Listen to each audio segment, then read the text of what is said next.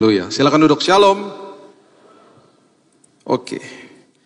Kita belajar firman Tuhan. Hari ini saya berikan judul empat tempat ini yang ternyata dikunjungi sama Elia dan Elisa.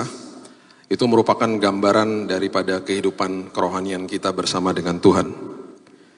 Ada 4 tempat yang mereka kunjungi sebelum Elia dibawa ke sorga, dan itu semuanya merupakan gambaran daripada kehidupan kerohanian kita. Sekali lagi, perjanjian lama selalu memang merujuk kepada sebuah tempat, dan perjanjian baru, perkara-perkara itu atau hal-hal fisik dimasukkan sama Yesus ke dalam sini. Ya, Bait Allah, tempat yang sakral. Hari ini tubuh kita adalah Bait Roh Kudus. Sabat, sesuatu yang sakral. Hari ini pikiran dan hati masuk dalam perhentian Tuhan. Dulu perintah Tuhan ditulis di atas loh batu, hari ini perintah Tuhan ditulis di atas loh hati. Semuanya dimasukin sini. Dulu pengorbanan yang sakral, hari ini yang sakral adalah ketaatan, bukan pengorbanannya. Bahkan pengorbanan gak ada artinya tanpa ketaatan. Dulu yang sakral adalah proses sunat, lambang penyertaan Tuhan. Paulus mementahkan itu semuanya. Di perjanjian baru dikatakan hatimu yang disunat, tinggalin perkara yang lama. Semua dimasukin sini. Nah, ada sebuah kisah antara Elia dan Elisa, dan ini tertulis di 2 Raja-Raja 2 ayat 1 sampai ayatnya yang ke-6. Ikuti perlahan-lahan. Kalau Bapak Ibu suka mencatat, catatlah dan nanti renungkan kembali di rumah. 2 Raja-Raja 2 ayat 1 sampai 6 mengatakan begini. Menjelang saatnya Tuhan hendak menaikkan Elia ke sorga dalam angin badai, Elia dan Elisa sedang berjalan dari Gilgal. Itu yang pertama, Gilgal. Berkatalah Elia kepada Elisa, baiklah tinggal di sini, sebab Tuhan menyuruh aku ke Betel. Itu tempat yang kedua. Tetapi Elisa menjawab, demi Tuhan yang hidup dan demi hidupmu sendiri, sesungguhnya aku tidak akan meninggalkan engkau. Lalu pergilah mereka ke Betel. Perhatikan konteks-konteks ini. Ini anak mentor yang sangat sopan sama guru mentornya.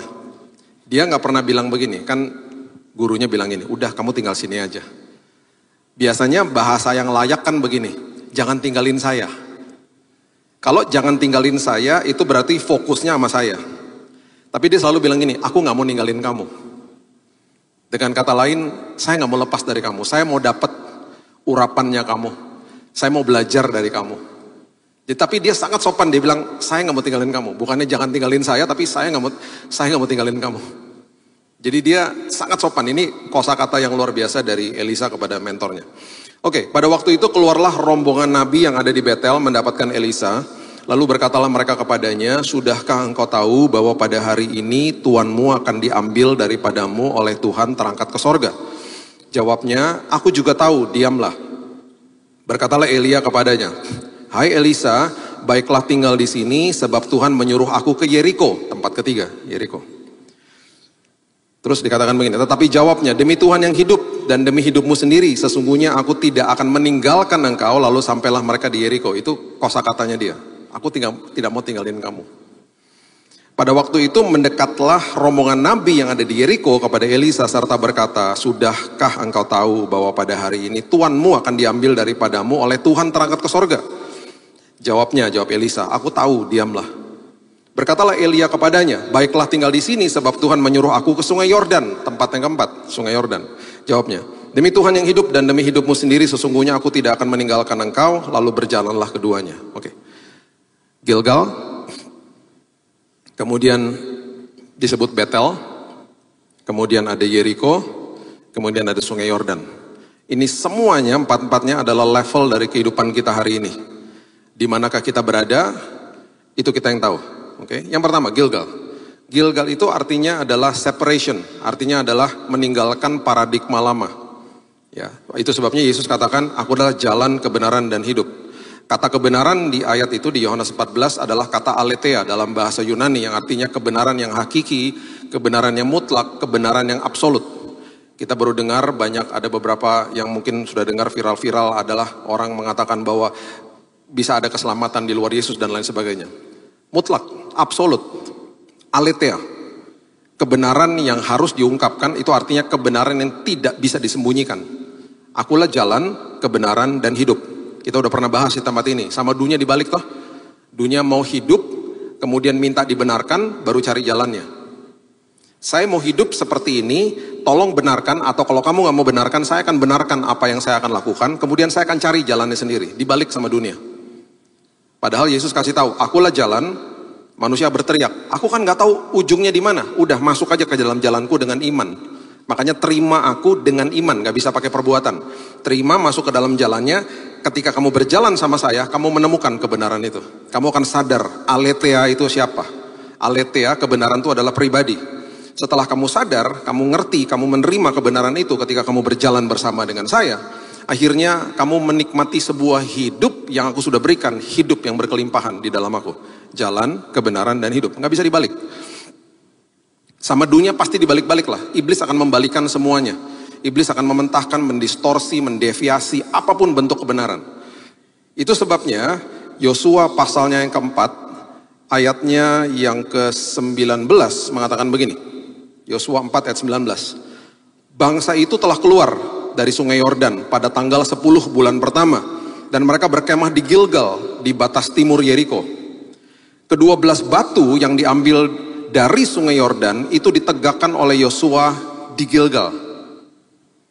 Dan berkatalah ia kepada orang Israel demikian, apabila di kemudian hari anak-anakmu bertanya kepada ayahnya, apakah arti daripada batu-batu ini? Maka haruslah kamu beritahukan kepada anak-anakmu, begini, Israel telah menyeberangi sungai Yordan ini di tanah yang kering. Sebab Tuhan Allahmu telah mengeringkan di depan kamu air sungai Yordan sampai kamu dapat menyeberang seperti yang dilakukan Tuhan Allahmu dengan laut Teberau. Yang telah dikeringkannya di depan kita sampai kita dapat menyeberang. Supaya semua bangsa di bumi tahu bahwa kuat tangan Tuhan dan supaya mereka takut kepada Tuhan Allahmu. Maksudnya gini, di Gilgal terjadi separation, terjadi sebuah pertolongan Tuhan, terjadi kehidupan lama ditinggalkan masuk ke dalam hidup yang baru. Kalau orang yang belum diselamatkan meninggalkan hidup yang lama, menerima Yesus sebagai juru selamat. Sebagai anak Tuhan setiap hari kita mengalami pembaharuan budi setiap hari. Separation daripada kehidupan yang lama, daripada paradigma-paradigma yang salah. Dan semua itu yang kita lakukan itu harus, dalam tanda kutip ya, ada monumen-monumen secara rohani yang diberitahu kepada orang, ini loh, saya tuh bertobat, saya tuh terima Yesus, saya tuh dulu punya paradigma salah, sekarang saya begini dan lain sebagainya, misalnya begitu. Dan itu adalah warisan yang paling indah, itu adalah ke-12 batu yang didirikan sama Yosua untuk mengingatkan generasi berikutnya. Itu sebabnya Bapak Ibu, warisan yang paling indah adalah warisan kebenaran firman kepada anak-anakmu, bukan harta, bukan uang. Itu warisan yang paling indah yang kau berikan kepada mereka. Beberapa minggu lalu anak saya Keaton, kami bukakan pintu di hari Minggu pagi. Saya waktu itu lagi pelayanan di Jakarta, saya pun belum mulai hari saya akan berangkat jam 7 pagi di pelayanan di sebuah gereja. Saya udah bukain pintu dia jam 5 pagi. Karena ibadah pertama di gereja yang saya berjemaat itu jam 7. Dan dia ada pelayanan, dia main drum di sana. Waktu saya bukain pintu, dan kami berdoa pagi-pagi sebelum mulai hari itu, saya bilang terima kasih Tuhan. Bahwa anak saya nggak pernah saya paksa pelayanan. Dia sendiri yang mau melayani Tuhan. Dia bangun pagi-pagi, dia bangun jam 4 pagi. Karena hari itu dia tugas. Dan itu sering terjadi. Kami yang bukain pintu duluan. Saya dalam hati gini, tumben-tumbennya. Biasanya saya yang berangkat duluan. Ini dia berangkat lebih pagi dari saya. Dan istri saya bilang begini sama saya waktu dia udah pergi. Kita berdoa, istri saya bilang gini, terima kasih Tuhan. Dia sudah terima warisan terindah. Kita nggak pernah paksa. Makanya kehidupan menerima yang saya pernah jelaskan, kalau berkelimpahan di dalam sini nggak ada yang suruh, akan memberikan yang terbaik. Sama seperti Sakeus, menerima kebaikan dari Tuhan, nggak ada yang suruh dia mengembalikan 4 kali lipat kepada orang yang dia pernah peras. Makanya posisi vertikal adalah selalu menerima. Ya, kita udah belajar itu. Posisi menerima dari Tuhan penuh di dalam sini, baru horizontalnya kita bisa memberi. Bahkan kita bisa memberi yang terbaik kembali kepada Tuhan kalau udah penuh di sini. Itu momen-momen seperti begitu harus diwariskan. Itu namanya Gilgal kita, itu separation kita. Nah yang dahsyatnya lagi adalah Yosua pasal yang kelima mengatakan begini. Yosua pasal yang kelima ayat yang ke-7 sampai ayat yang ke-9. Kalau kita pelajari tentang bangsa Israel, itu yang generasi pertama Bapak Ibu, mereka nggak boleh masuk ke dalam tanah perjanjian. Mereka itu akhirnya banyak juga yang mati di padang gurun, dan waktu mereka di padang gurun banyak keturunan atau second layernya mereka lahirnya di padang gurun. Nah, kita sudah tahu mereka punya tradisi, yaitu mereka harus atau sebuah ritual mereka harus disunat, karena itu lambang daripada penyertaan Tuhan. Ya, itu sebabnya Yosua pasal yang kelima ayat yang ke-7 mengatakan begini. Ini anak-anak generasinya mereka yang lahir di padang gurun yang akan masuk ke dalam tanah perjanjian, dan mereka yang boleh masuk ke dalam tanah perjanjian, orang tuanya nggak boleh. Sebelum mereka masuk ke dalam tanah perjanjian, perhatikan apa yang terjadi di Gilgal ini. Tetapi anak-anak mereka yang telah dijadikannya ganti mereka itulah yang disunat Yosua.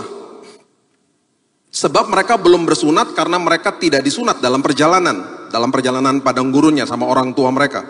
Setelah seluruh bangsa itu selesai disunat, maka tinggallah mereka di tempatnya masing-masing di perkemahan itu sampai mereka sembuh. Dan berfirmanlah Tuhan kepada Yosua, perhatikan ini, hari ini kuhapuskan celah Mesir daripadamu.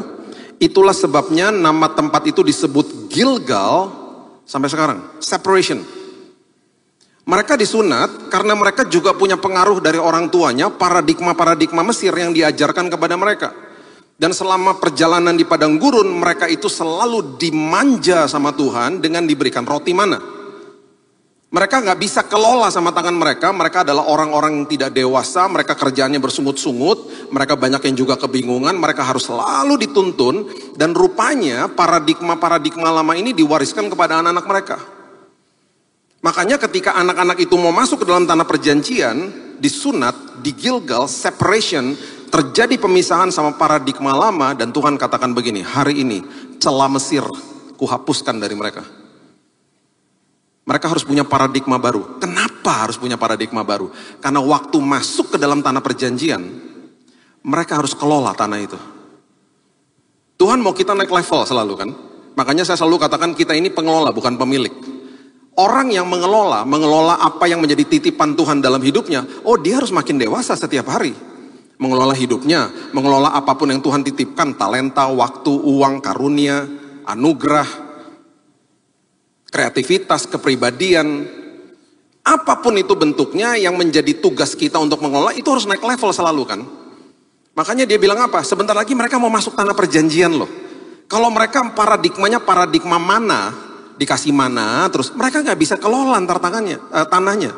Padahal tanah itu akan menghasilkan hal-hal yang lebih dahsyat, lebih enak daripada mana. Yosua 5 ayat 11 dan 12. Ini yang terjadi. Ini luar biasa ayat ini. Yosua 5 ayat 11. Lalu pada hari sesudah Paskah, mereka makan hasil negeri itu. Apa? Hasil negeri, tanah perjanjian. Yakni roti tidak beragi, bertih gandum pada hari itu juga. Perhatikan ini. Lalu berhentilah mana itu pada keesokan harinya setelah mereka makan hasil negeri itu. Jadi orang Israel tidak beroleh mana lagi, tetapi dalam tahun itu mereka makan yang dihasilkan tanah Kanaan.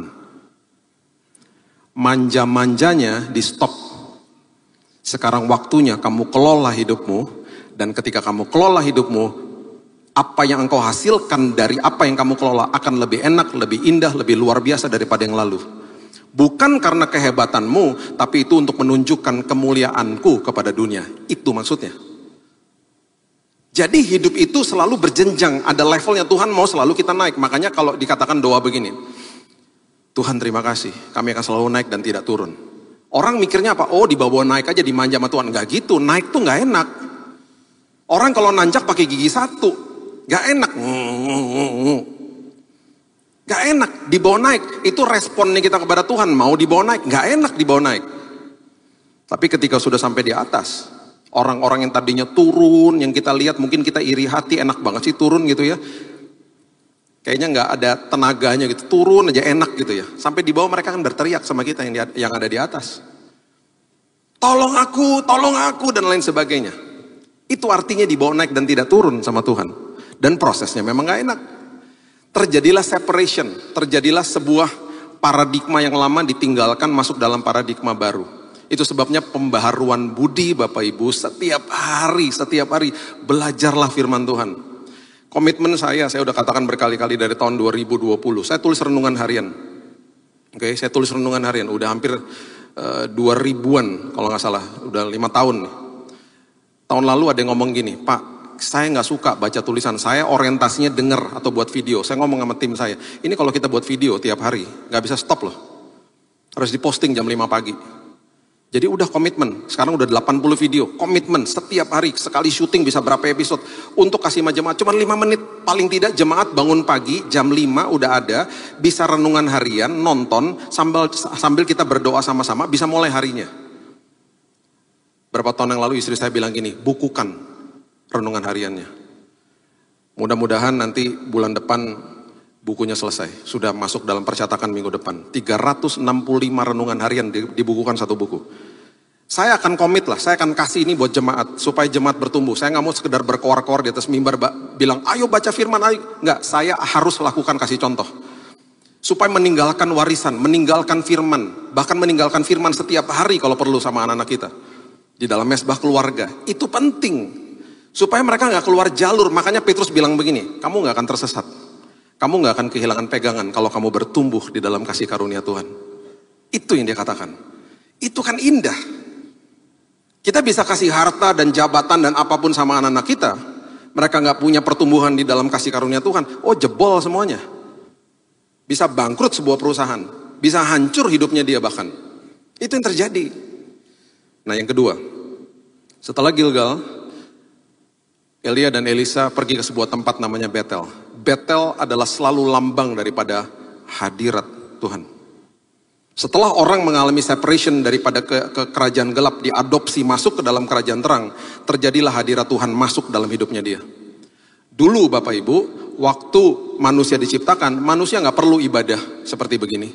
Manusia nggak perlu doa puasa, karena manusia berkomunal langsung sama Tuhan. Di Eden, Eden artinya hadirat Tuhan. Itu atmosfer, environment, itu adalah tempat di mana hadirat Tuhan hadir di situ. Nah, perhatikan ini baik-baik. Hadirat Tuhan yang ada itu adalah tempat yang paling kondusif buat manusia untuk menjadi maksimal di dalamnya. Oke? Nah, hadirat Tuhan selalu akan dinyatakan, perhatikan ini baik-baik. Nanti kita akan dalami dalam bulan-bulan yang ke depan lah. Hadirat Tuhan itu selalu dinyatakan lewat kemuliaan Tuhan. Apa artinya? Kemuliaan Tuhan itu artinya bahasa Hebrew-nya adalah kabot. Bahasa Yunaninya adalah doxo, dari doxologi, praise, menyembah Tuhan. Kalau ditarik lebih dalam lagi, kemuliaan itu adalah atribut karakter Tuhan, kuasa Tuhan, kehebatan Tuhan on display. Yang dimanifestasikan.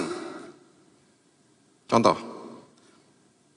Seekor burung, yang kalau kita lihat, kita akan melihat kemuliaan Tuhan. Kita akan lihat Tuhan itu ada, lewat kemuliaan yang Tuhan berikan kepada burung itu, dia bisa terbang.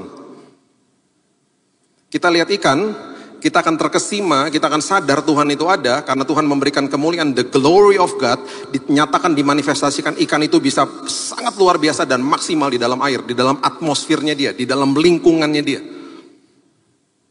Belum lagi kalau kita keluar lihat bulan, bintang, dan matahari, dan lain sebagainya. Sinar-sinar itu adalah kehebatan Tuhan on display, yang dimanifestasikan terlihat. Begini, hadirat Tuhan, kita nggak bisa lihat. Nggak bisa lihat, siapa yang bisa lihat Tuhan? Hari ini, nggak ada. Tetapi kemuliaan Tuhan yang dinyatakan, itu adalah supaya dunia bisa sadar, bisa lihat, hadirat Tuhan atau kehadiran Tuhan lewat hidup anak-anaknya atau lewat ciptaannya. Nah, ciptaannya berbentuk pasif dan mereka nggak punya kesadaran untuk menularkan budaya kerajaan sorga, untuk memberitahu bahwa Tuhan itu hadir. Satu-satunya ciptaan yang sangat agung, yaitu saudara dan saya. Kita adalah orang-orang yang aktif, yang dikatakan kuasai bumi. Bahkan kalau kita baca, kita pelajari, reproduction terjadi. Kamu harus buat, kamu beranak cucu supaya makin timbul kemuliaan Tuhan di mana-mana. Supaya dunia bisa melihat ada Tuhan. Jadi hari ini kalau kita mau lihat Tuhan, nggak usah jauh-jauh. Kita bisa lihat di tempat ini aja. Ada kemuliaan Tuhan yang Tuhan berikan kepada manusia, sehingga manusia punya talenta buat mimbar, buat tempat duduk, buat LED. Karena semua apapun yang ditemukan di dunia ini, bahan dasarnya udah ada di dalam bumi ini ribuan tahun yang lalu. Manusia menemukan, manusia discover, oh ini campur ini jadi HP, ini campur ini jadi AI, ini campur ini jadi LED, ini campur ini jadi lampu. Ini kemuliaan Tuhan on display di dalam gedung ini aja, misalnya lihat. Lihat satu sama yang lain misalnya. Kamu punya kehebatan yang aku nggak punya ya. Aku juga punya zona kekuatan yang kamu nggak punya. Itu kemuliaan Tuhan sedang dimanifestasikan dalam hidup manusia. Supaya dunia bisa lihat kehadiran Tuhan di dalamnya. Itu maksudnya, itu pengertiannya begitu sebenarnya. Nah, manusia jatuh dalam dosa toh. Hadiran Tuhan pisahkan sama manusia. Terjadilah pembunuhan, terjadilah hal-hal yang sangat buruk di dalam dunia ini. Penebusan terjadi. Kehadiran Tuhan kemudian dipulihkan dengan adanya Yesus. Kemudian ketika dia naik ke surga, dia katakan apa? Kalau kamu terima saya sebagai juru selamat, aku jamin, aku akan tinggal di dalam hidupmu. Aku akan bawa Eden, hadiratku tinggal di dalammu, Roh Kudus. Dan Roh Kudus tidak akan pernah tinggalkan orang-orang percaya. Tidak pernah. Kita manunggal jadinya. Kenapa ada perjamuan kudus? Kita sedang deklarasi, mengingat karya Tuhan, bahwa hari ini Tuhan tinggal di dalam kita. Karena karya penebusan dia. Itu yang terjadi. Jadi hadirat Tuhan itu sangat penting untuk kita mengerti. Ya. Kejadian 28 ayat yang ke-15 mengatakan begini. Kejadian 28 ayat 15. Sesungguhnya aku menyertai engkau dan aku akan melindungi engkau kemanapun engkau pergi. Dan aku akan membawa engkau kembali ke negeri ini sebab aku tidak akan meninggalkan engkau melainkan tetap melakukan apa yang kujanjikan kepadamu. Ini adalah perkataan Tuhan kepada Yakub yang sedang lari dari Esau, kita sudah tahu kisah itu. Dan ketika Yakub bangun dari tidurnya ayat 16, berkatalah ia, sesungguhnya Tuhan ada di tempat ini dan aku tidak mengetahuinya. Ia takut dan berkata, alangkah dahsyatnya tempat ini tidak lain dari rumah Allah, ini pintu gerbang sorga. Keesokan harinya, pagi-pagi Yakub mengambil batu yang dipakainya sebagai alas kepala dan mendirikan itu menjadi tugu dan menuang minyak ke atasnya. Ia menamai tempat itu Betel. Dahulu nama kota itu Luz, lambang daripada hadirat Tuhan. Kita juga perlu mengerti, kehadiran itu tidak sama dengan hadirat. Saya bisa hadir di dalam sebuah pesta pernikahan, saya nggak ketemu sama teman saya, sama-sama hadir. Ngomongin pesta pernikahan, saya jadi rasa bersalah karena kemarin sebelum saya pergi, saya kirimin poster undangan pernikahan sama istri saya. Sayang, aku kan nggak bisa datang. Nanti malam kamu datang, itu kemarin ya. Nanti malam kamu datang ya ke resepsi pernikahannya. Salam dari saya. Tadi malam dia fotoin tempat resepsinya. Mana? Nggak ada pesta pernikahan. Kamu salah kasih tahu, itu bukan hari ini, itu besok. Jadi dia datang, dia lihat tukang-tukang lagi beresin, lagi mempersiapkan ruangannya. Terus saya baca lagi posternya, oh ya ampun, ternyata hari ini nanti malam. Terus saya bilang gini, ya kan kamu nggak baca, ya kan aku nggak baca, kan aku percaya sama kamu kan kasih tahu nanti malam. Aku udah dandan cantik-cantik kesini sendirian lagi, nggak ada orang. Itu kemarin malam kejadiannya. Jadi tadi pagi saya bilang, jangan capek-capek dandan ya. Wanita kan memang susah ya kalau dandan ya. Kalau pria kan gampang. Makanya saya kalau siap-siap cepet banget. Apalagi gak ada rambut ya, gak usah sisir-sisir. Cepet pergi kemana-mana. Iya, kamu tuh ribet banget. Aku kan kalau perempuan kan dandan dulu, salon dulu lah, segala macam lah. Betulin rambut dulu lah. Kan repot, dibilang gitu. Nah, yang terjadi adalah saya bisa ada nih di dalam sebuah pesta pernikahan. Hadir sama teman-teman saya misalnya. Tapi saya nggak ketemu sama mereka. Bisa sama-sama hadir, besoknya baru tahu misalnya. Loh, kamu hadir toh? Loh, aku juga. Di jam yang sama. Ya, kok nggak ketemu ya? Rame misalnya. Saya hadir, tapi saya tidak rasakan hadirat. Karena hadirat itu face to face. Artinya, ketemu muka sama muka. Nah, ironisnya begini. Tuhan hadir toh di sini. Dan nggak pernah tinggalin kita. Masih banyak orang yang menilai kehadiran Tuhan lewat tata ibadah. Seperti begini. Tadi puji-pujiannya aku gak suka. Aku gak rasa hadirat Tuhan. Tadi khotbahnya aku gak suka, gak ngerti. Itu ngomongin 4 kota apa sih? Udah gitu kepalanya mengkilat gitu tuh orang. Aku gak ngerti deh firman Tuhannya. Aku gak rasa hadirat Tuhan. Bisa aja orang ngomong begitu. Ya salah siapa? Ya salah dialah. Hadirat Tuhan tidak bisa dinilai sama emosi. Sesekali emosi kita tersentuh, kita nangis, kita rasakan secara emosi. Hadirat Tuhan harus dinilai dengan iman. Karena Tuhan gak pernah tinggalin anak-anaknya. Nah yang dilakukan sama iblis adalah dia mau buat kita, dia mau putuskan semua kesadaran itu dengan memalingkan wajah kita kepada masalah sehingga kita bersungut-sungut. Kita komplain, kita mulai ngedumel gitu ya. Makanya firman Tuhan di Matius 6 ayat 31 dikatakan jangan khawatir dan berkata apakah yang akan kamu makan, minum dan pakai. Gak boleh berkata juga. Berkata tuh arti gini, ngeluh gitu. Aduh gimana ya, ngeluh. Itu semuanya adalah sebuah proses, akhirnya kita tidak sadar Tuhan hadir. Nah itu bedanya sama ucapan syukur. Ucapan syukur kita sedang memalingkan wajah kita kepada kehadiran Tuhan dan kita sadar Tuhan hadir, disitulah kita bertemu face to face. Hadiratnya kita bisa nikmati sama hidup kita. Itu adalah kuasa di balik ucapan syukur. Jadi walaupun ada masalah ya, kita bilang gini, gak apa-apa Tuhan, Engkau baik. Engkau lebih tahu dari aku.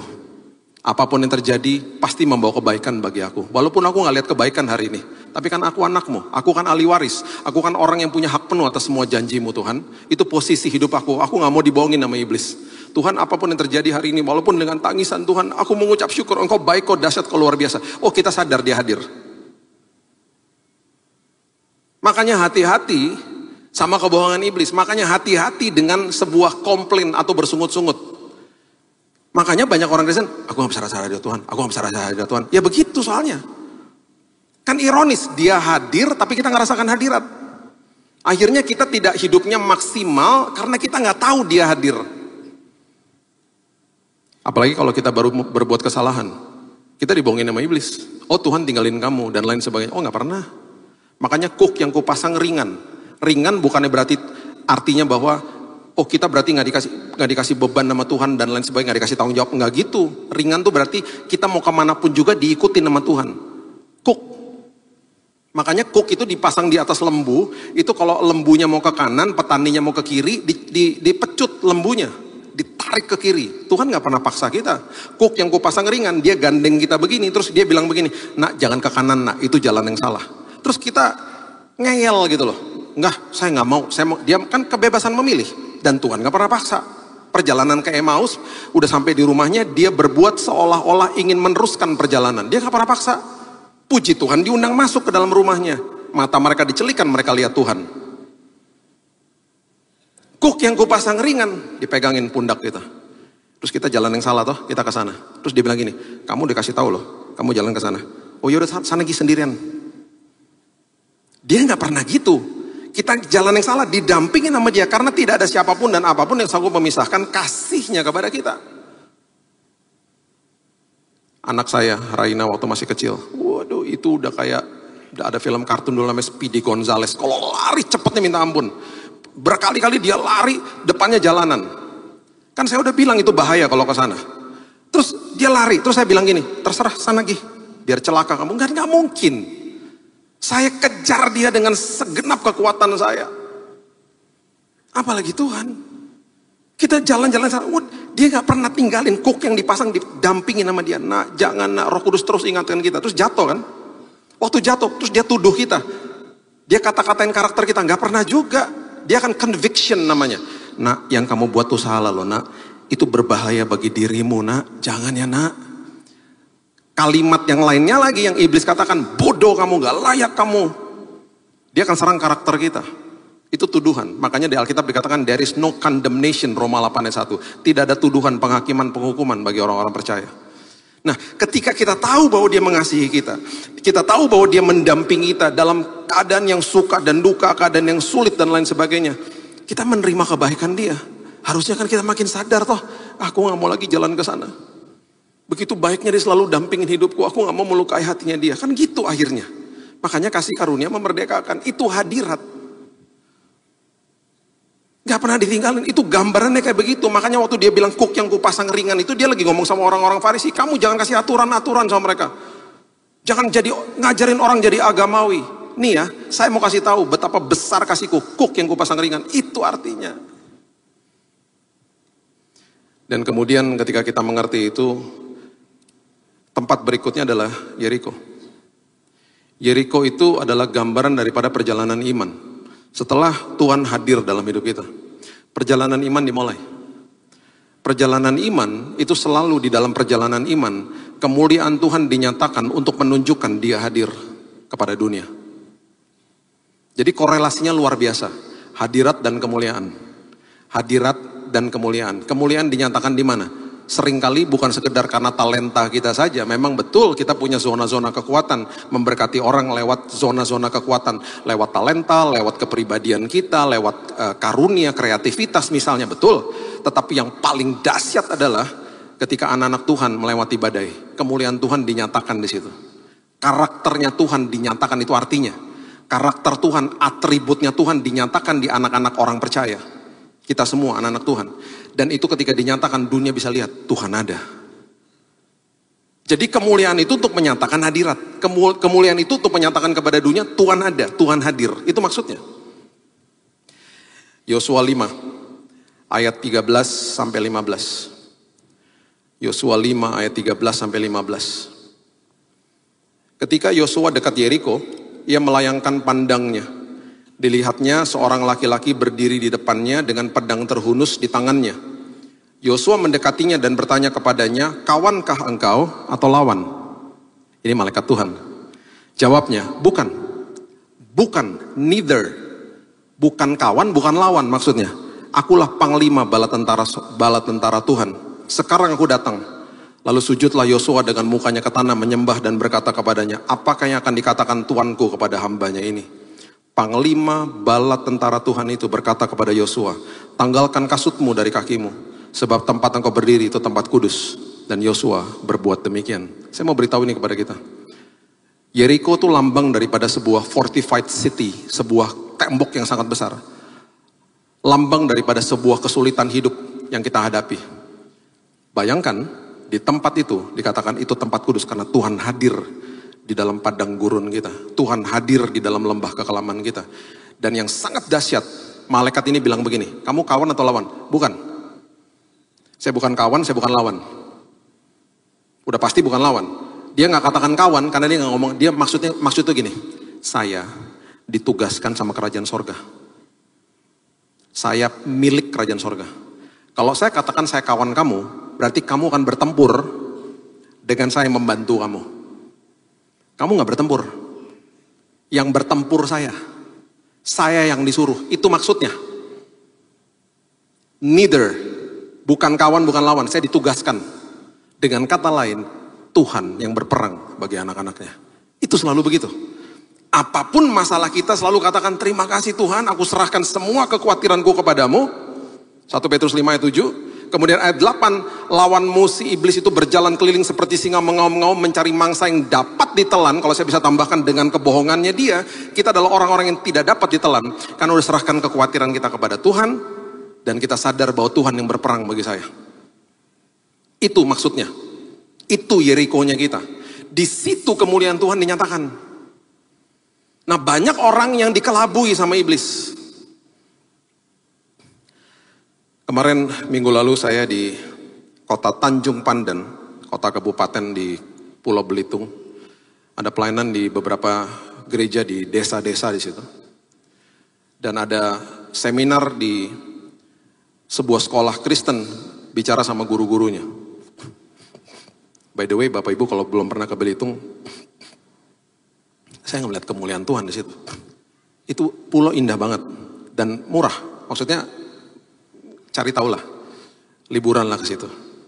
Murah, sepi, enak, dan banyak babi. Banyak orang Kristen, babinya 3 layer, 2 layer, macam-macam lah pokoknya. Babinya tuh enak-enak, beda sama Pulau Jawa babinya. Nah, dan uniknya ada satu desa gitu ya, gereja, kemudian ada rumah-rumah di betul-betul desa gitu. Ketika udah mulai ibadah, semua orang keluar dari rumah itu dan hampir semuanya 95% orang Chinese semuanya di situ. Jadi pemandangannya beda dan mereka sangat haus sama firman Tuhan. Di seminar guru, ada seorang guru TK ngomong gini sama saya. By the way, saya udah minta izin sama dia untuk kasih kesaksian.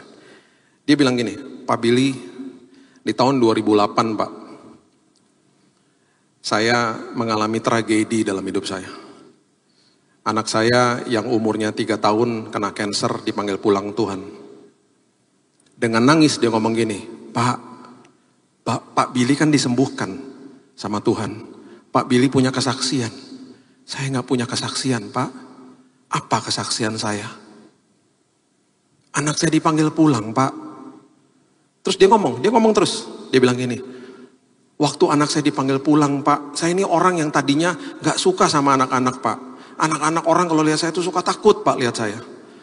Tapi ketika anak saya dipanggil pulang Pak, saya tiba-tiba kok lihat anak-anak penuh dengan belas kasihan ya Pak. Dari tahun itu Pak, sampai sekarang dari tahun 2008, saya jadi guru TK Pak di sini Pak. Tapi apalah kesaksian hidup saya Pak? Saya gak bisa temukan jawabannya Pak. Dia bilang gitu. Dia nangis. Waktu saya dapat kesempatan berbicara, saya bilang gini, Bu, Ibu gak sadar ya? Dari tadi yang Ibu ngomong sama saya, itu semuanya kesaksian hidupnya Ibu. Ibu gak sadar bahwa gara-gara anak Ibu dipanggil pulang sama Tuhan, dan memang tugasnya dia berarti selesai Bu. Di saat itu, di momen itu, Ibu diubahkan Tuhan. Ibu jadi mau jadi guru, bahkan jadi guru TK. Dan udah ratusan bahkan mungkin ribuan anak-anak yang diberkati lewat pelayanannya Ibu. Ini kan sekolah Kristen Bu. Ibu bagikan firman Tuhan, nilai kebenaran. Dia bengong ngeliatin saya. Bu, Ibu harusnya terima kasih Bu sama Tuhan. Ibu terima kasih sama anaknya Ibu yang ditempatkan sama Tuhan hanya 3 tahun. Memang berarti tugasnya dia hanya 3 tahun di muka bumi ini. Dan Bu, dia juga disembuhkan Tuhan Bu. Saya disembuhkan Tuhan, masih tinggal di casing tubuh fana ini Bu. Dia disembuhkan Tuhan, badan yang baru udah dipersiapkan sama Tuhan. Dia udah gak sakit lagi Bu. Dia mengalami the ultimate healing. Dia mengalami sebuah kesembuhan yang sangat-sangat ultimate, yang paling dahsyat Bu. Dan gara-gara dia ibu punya belas kasihan sekarang. Oh dia nangis, dia bilang, Pak, saya gak pernah dengar Pak ini jawabannya hari ini.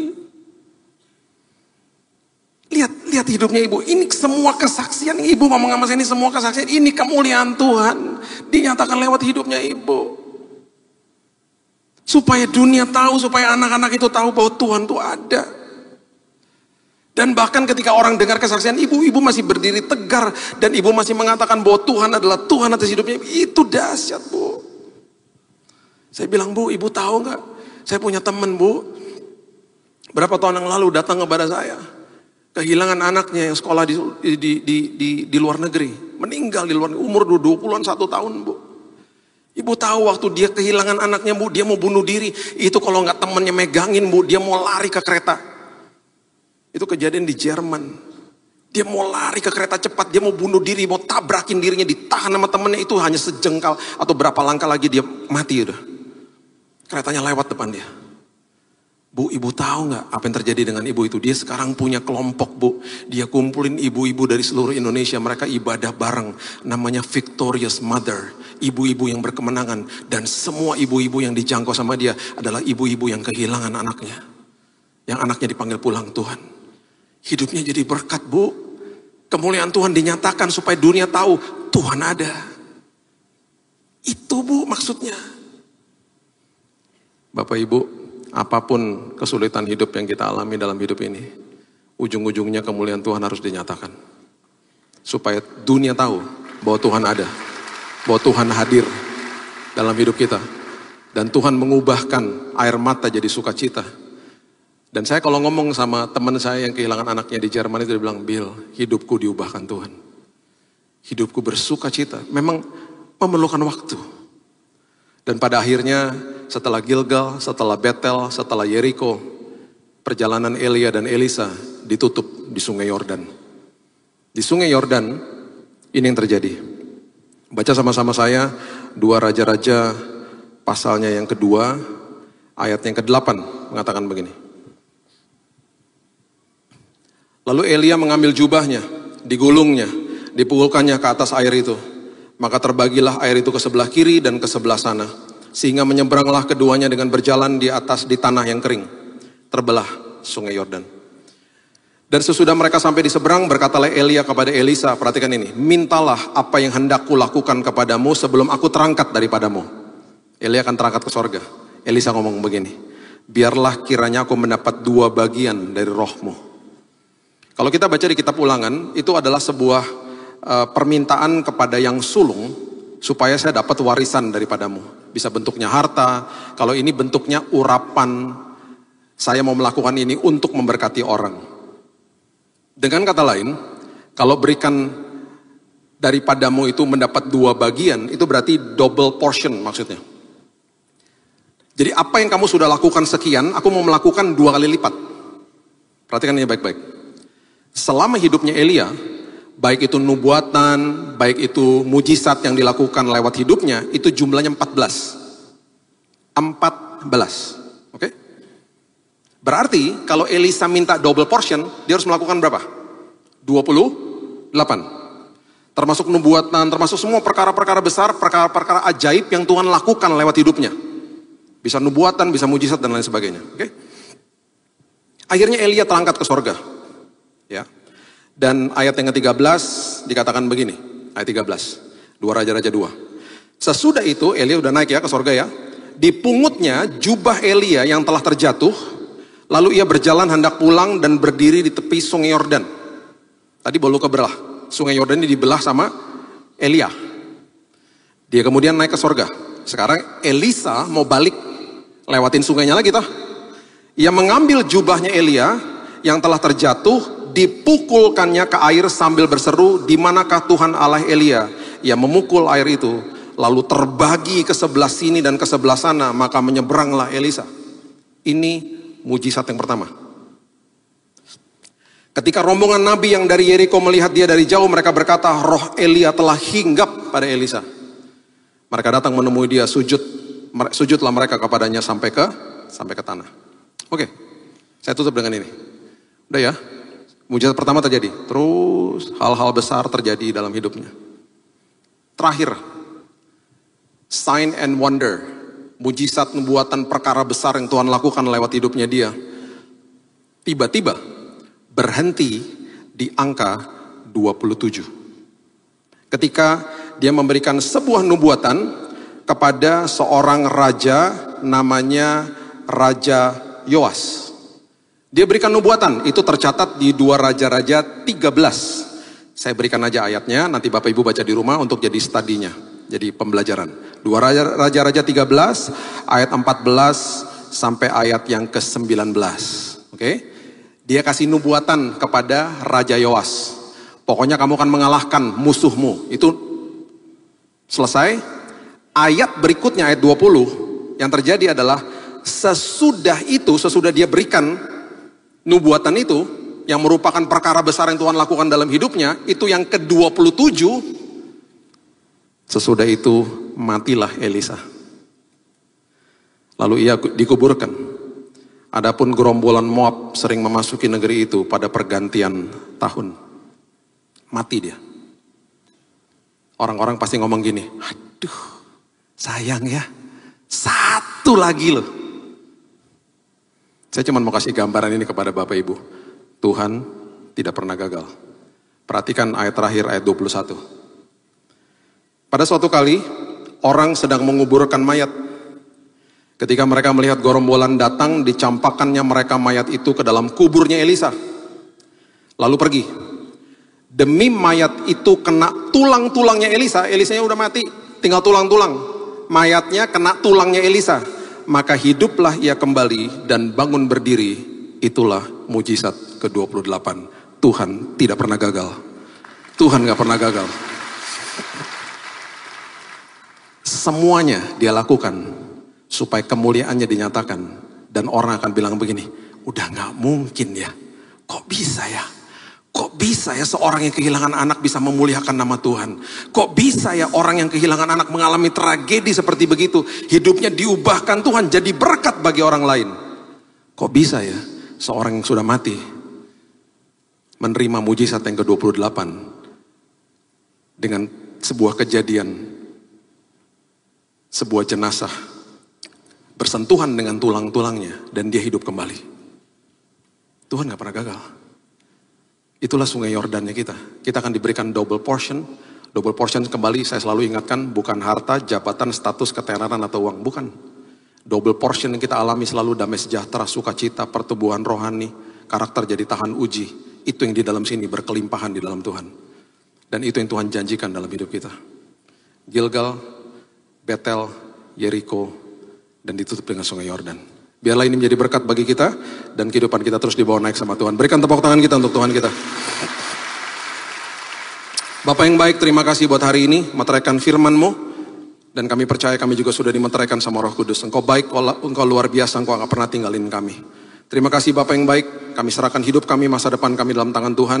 Biarlah hidup kami terus mengalami Tuhan supaya penuh dengan kesaksian. Bahkan kemuliaan Tuhan terus dinyatakan lewat hidup kami. Dalam suka dan duka, supaya dunia tahu Tuhan ada, Tuhan hadir. Terus pakai kami ya Tuhan, jadi alat-Mu yang luar biasa. Dalam nama Tuhan Yesus kami berdoa, kita sama-sama katakan, amin. Tuhan berkati.